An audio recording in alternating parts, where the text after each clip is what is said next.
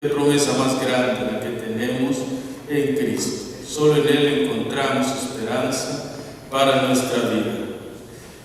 Hoy la lectura la tenemos en el capítulo 1 de Hebreos, y vamos a estar meditando bajo el título Dios siempre ha hablado a su pueblo. Dios siempre ha hablado a su pueblo.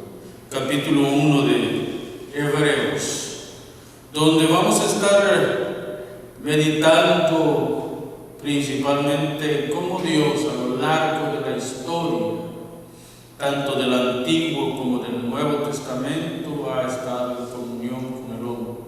¿Qué página? 881. Entonces les pido que me acompañen en esta lectura que vamos a tener y luego vamos a meditar en él. Dios, habiendo hablado muchas veces y de muchas maneras en otro tiempo a los padres por los profetas, en estos postreros días nos ha hablado por el Hijo, a quien constituyó heredero de todo y por quien asimismo hizo el universo, el cual, siendo el resplandor de su gloria, la imagen misma de su sustancia, y quien sustenta todas las cosas con la palabra de su poder, habiendo efectuado la purificación de nuestros pecados, por medio de sí mismo se sentó a la diestra de la majestad en las alturas, hecho tanto superior a los ángeles, cuando heredó más excelente nombre que ellos. Porque a cuál de los ángeles dijo Dios jamás: Hijo eres tú, yo te he engendrado hoy, y otra vez: yo seré el Padre y Él me será mi Hijo. Y otra vez, cuando introduce al primogénito en el mundo, dice: adórenle todos los ángeles de Dios. Ciertamente de los ángeles dice: el que hace a sus ángeles espíritus y a sus ministros llama de fuego. Mas del Hijo dice: tu trono, oh Dios, por el siglo del siglo, centro de equidad es el centro de tu reino. Has amado la justicia y aborrecido la maldad, por lo cual te ungió Dios, el Dios tuyo, con óleo de alegría más que a tus compañeros. Y tú, oh Señor, en el principio fundaste la tierra, y los cielos son obra de tus manos. Ellos perecerán, mas tú permaneces. Y todos ellos se envejecerán como una vestidura, y como un vestido los envolverá, y serán mudados. Pero tú eres el mismo, y tus años no acabarán. Pues a cuál de los ángeles dijo Dios jamás: siéntate a mi diestra, hasta que ponga a tus enemigos por estrado a tus pies? ¿No son todos espíritus ministradores enviados para servicio a favor de los que serán herederos de la salvación? Con esta pregunta cierra el capítulo 1 el escritor a los Hebreos. No tenemos seguridad de quién fue el que escribió este libro, esta carta, pero es muy probable que haya sido el apóstol Pablo el que escribió esta carta. Sin embargo, no tenemos una autoría definida de quién fue el que lo escribió, valga la redundancia. Sin embargo, en este capítulo introductorio nosotros podemos encontrar el fundamento de todo lo que se va a hablar en esta carta. Esta es una de las cartas más cristológicas que encontramos en el Nuevo Testamento. De hecho, habla de Cristo como el supremo Rey, superior a los ángeles, superior a la creación. Este solo capítulo lo podemos dividir en varias fracciones, y todas tienen que ver con la supremacía de Cristo como Rey y Señor.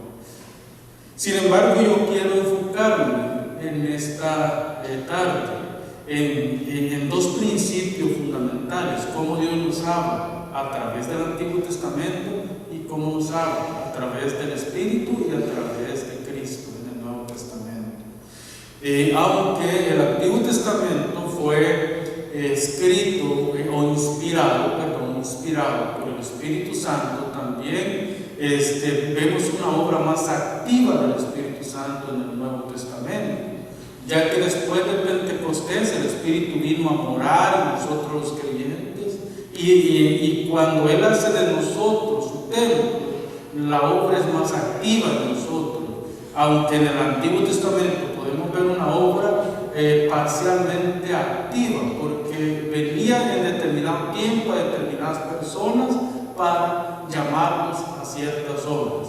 Pero hoy no. Hoy el sacerdocio de todos los creyentes significa que todos nosotros tenemos la obra activa del Espíritu Santo en nosotros y somos sacerdotes desde nuestra casa, ministrando a nuestros hijos, como también lo que hacemos en la calle y en la iglesia. Entonces es un ministerio mucho más amplio el que tenemos hoy. Y la obra del Espíritu Santo es completa, perfecta hoy en nosotros.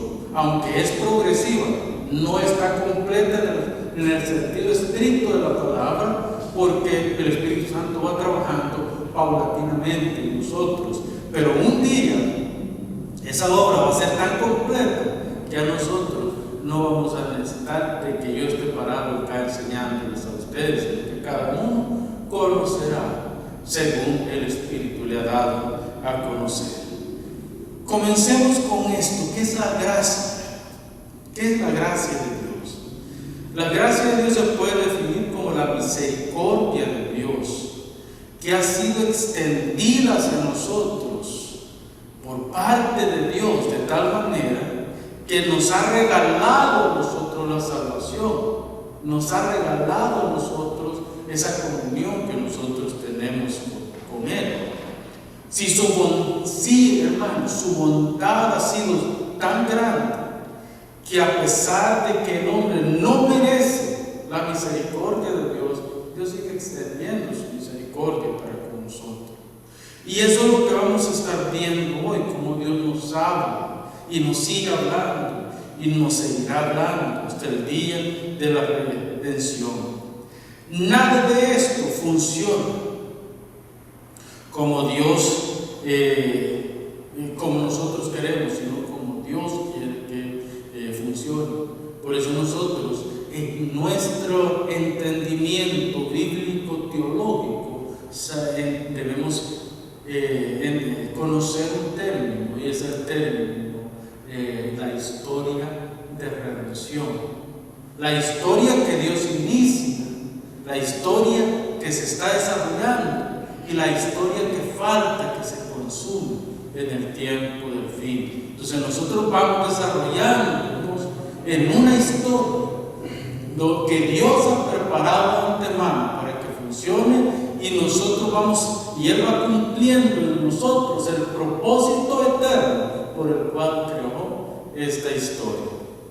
Entonces el Espíritu Santo nos va formando en esta historia a la medida del varón perfecto, a la medida de Cristo, el único.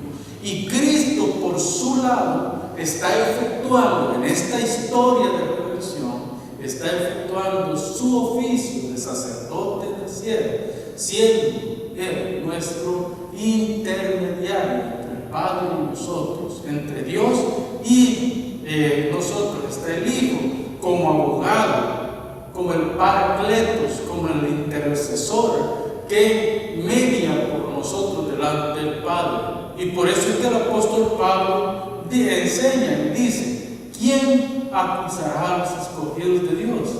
Ninguno, porque el que justifica conoce a estos escogidos, y el que justifica es Cristo. Entonces Cristo está entre el Padre y nosotros, intercediendo por nosotros.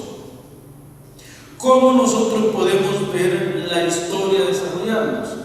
La historia comienza a desarrollarse cuando Dios dice: en el principio creó Dios los cielos y la tierra. Se establece el principio de creación, el principio de todas las cosas. ¿Y quién es el que está en el principio creando las cosas? Cristo mismo es el que está en el principio. Pero ahí encontramos nosotros, Dios crea un proyecto, un plan, y ese plan está siendo desarrollado en 4 etapas.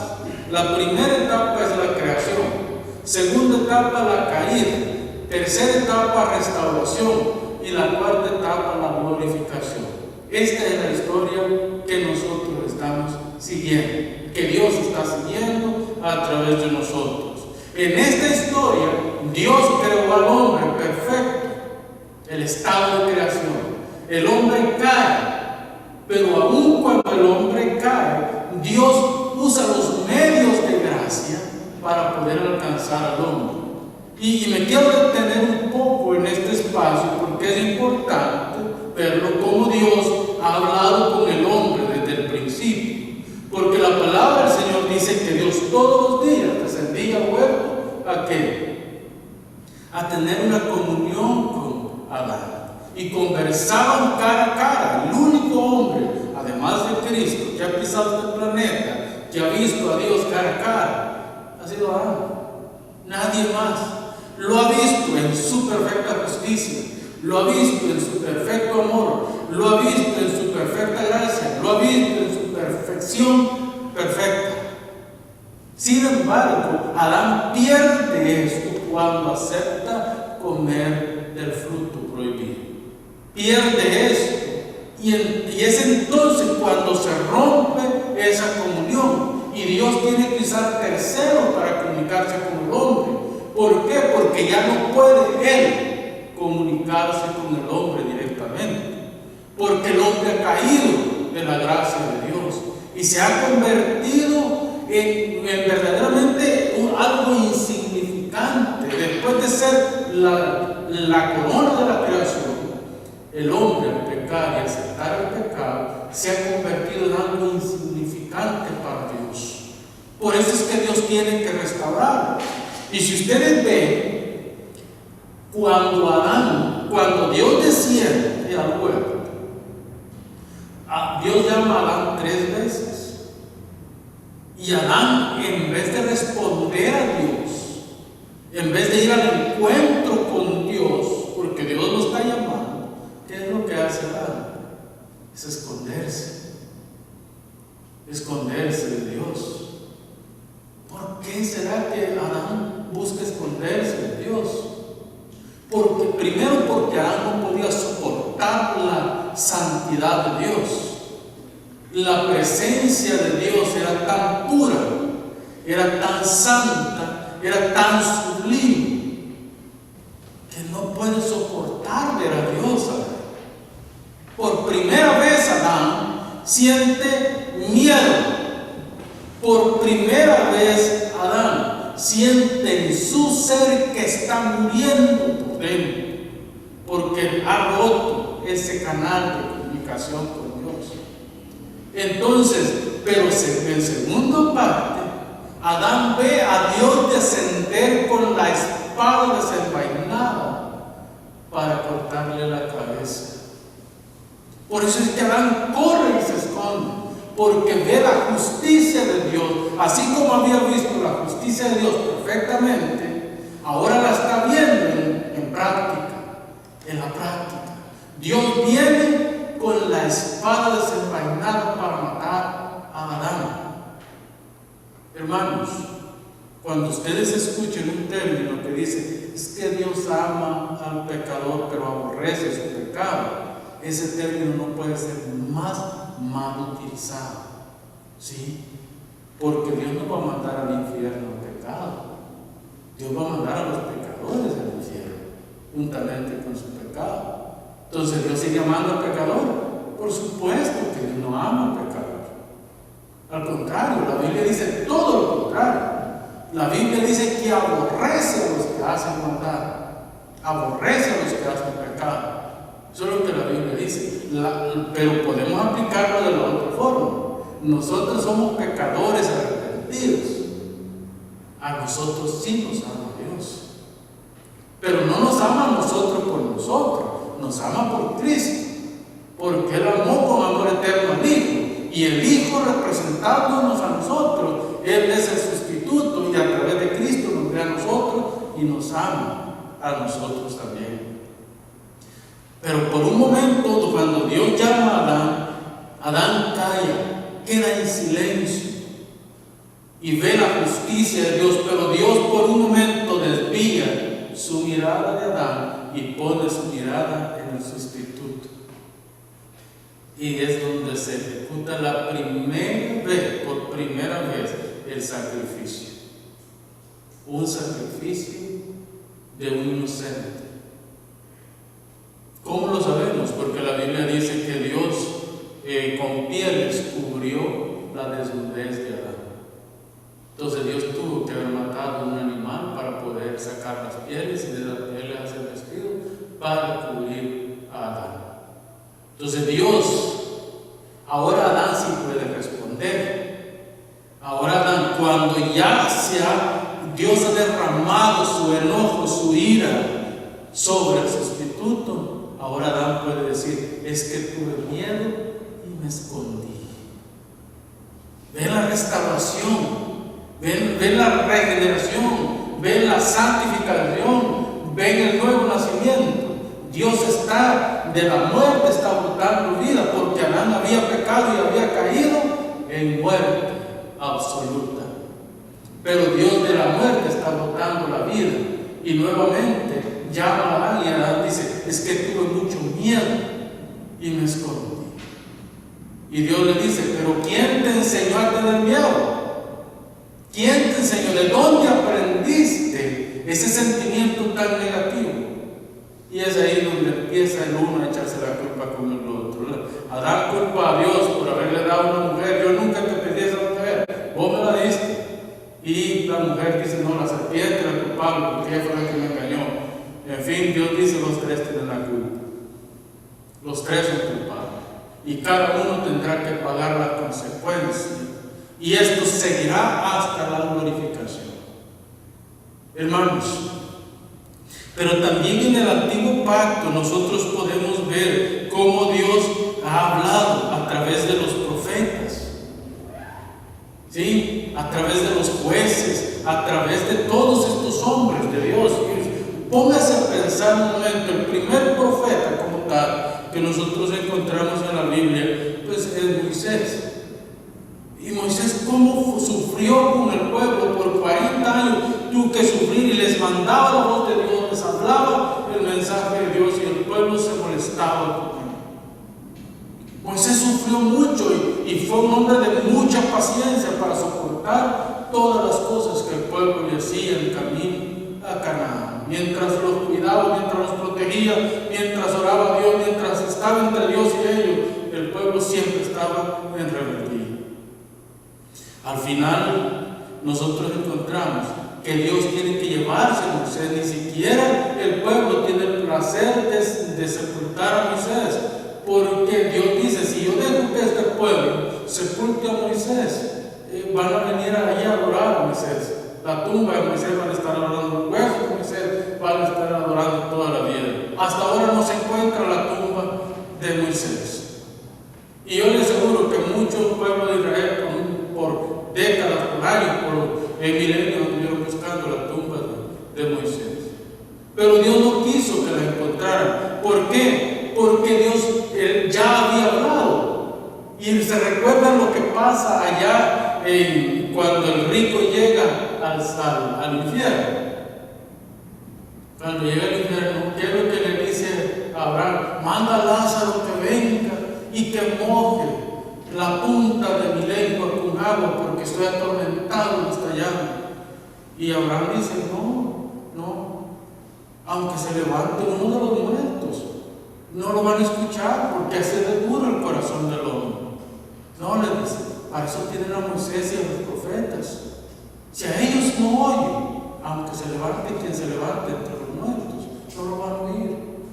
Cuando Abraham dice, allá tienen a Moisés y a los profetas, está hablando del Antiguo Testamento, que ya estaba redactado para esta fecha, ya era un documento que tenía el pueblo.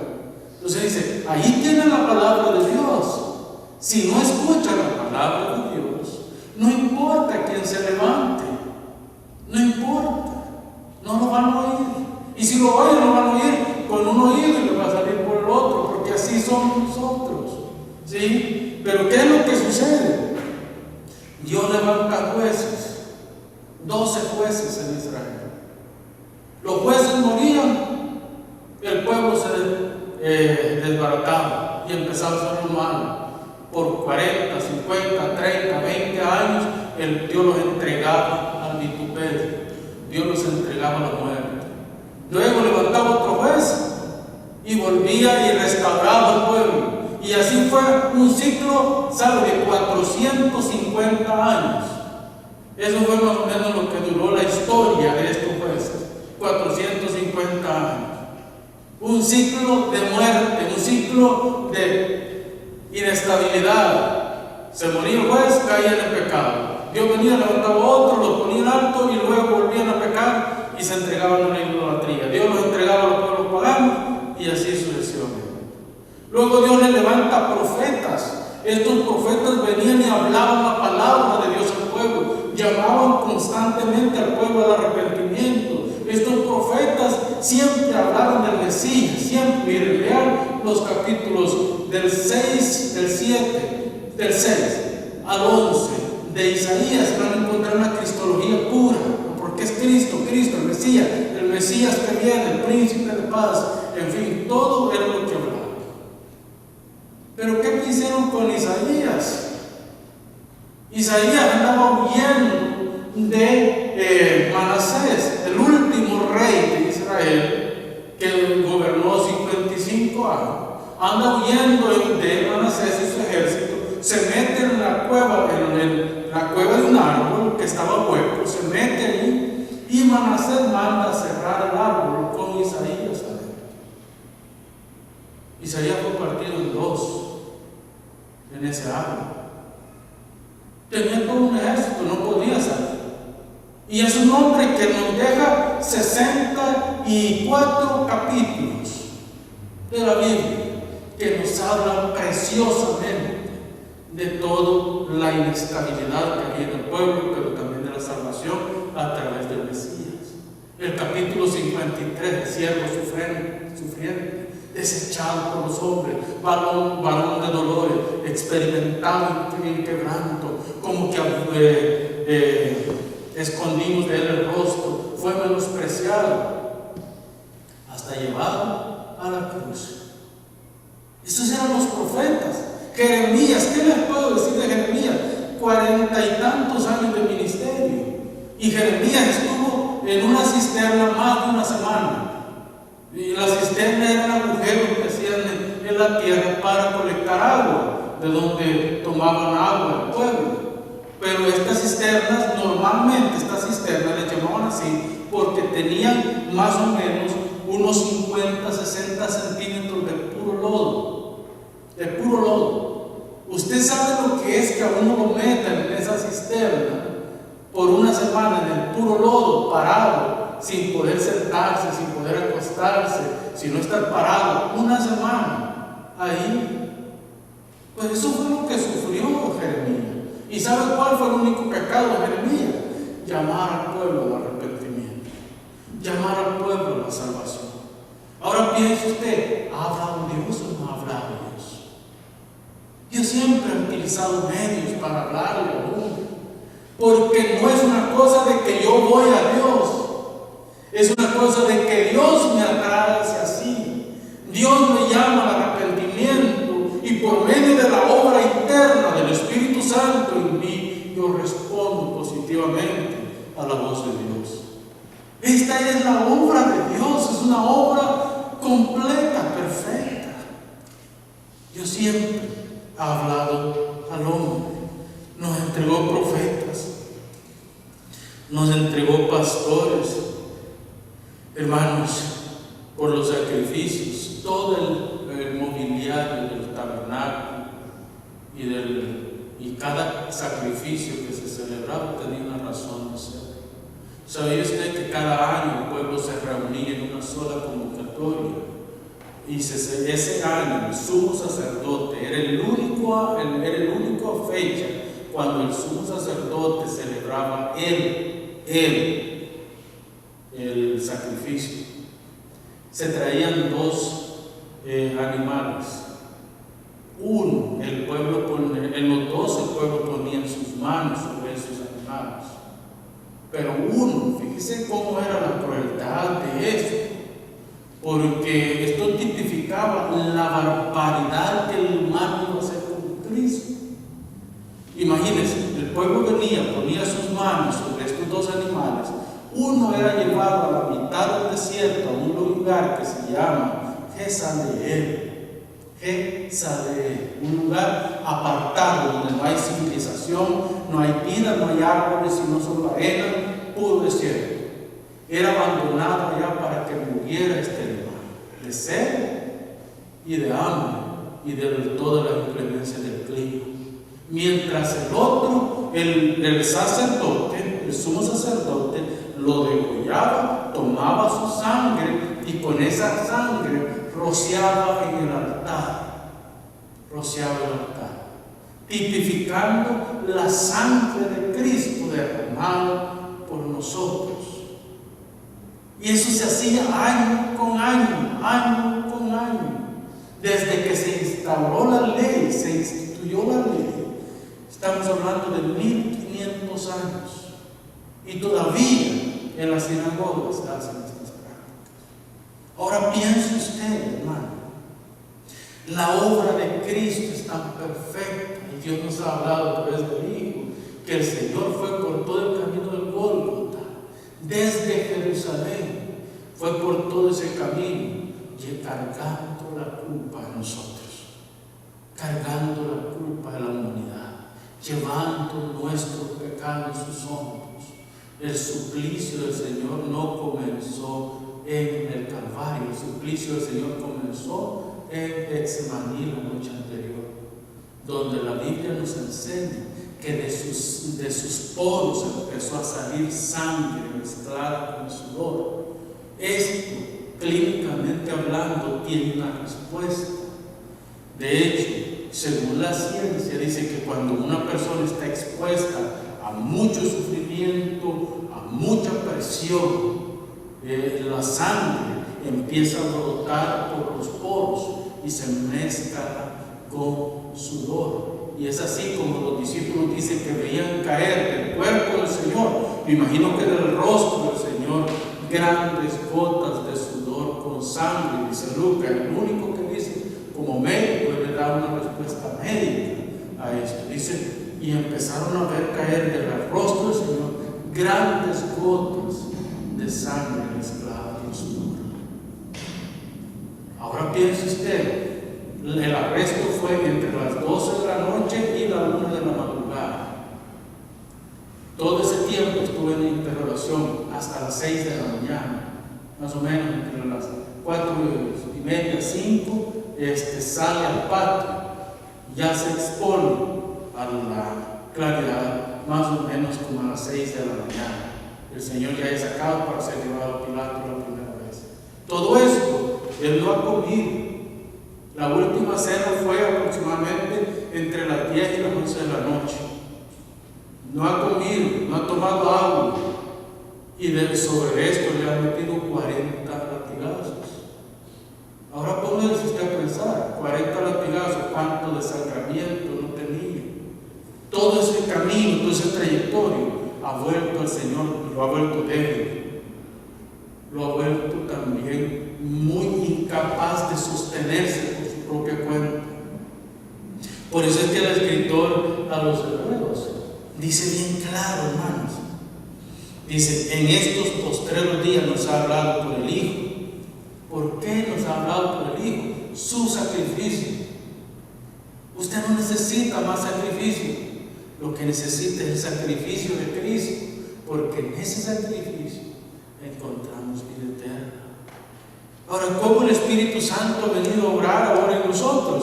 Pues el Espíritu Santo ha venido a obrar en nosotros por medio de la iluminación de su palabra en nuestra mente.